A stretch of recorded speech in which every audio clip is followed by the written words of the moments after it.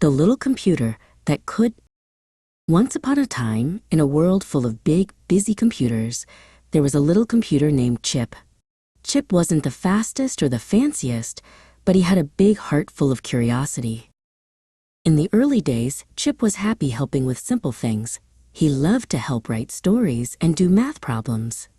"I love to help," he would beep happily. But as time went on, the world changed.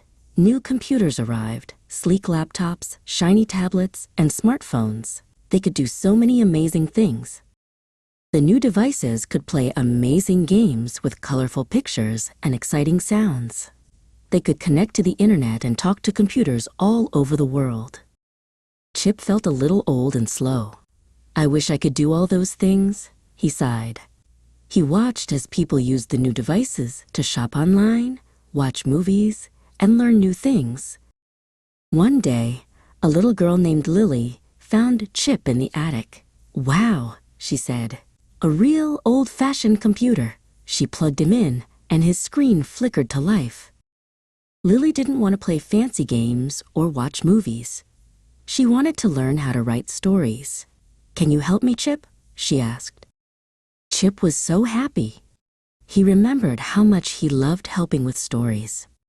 Together, he and Lily wrote wonderful tales about brave knights and magical dragons.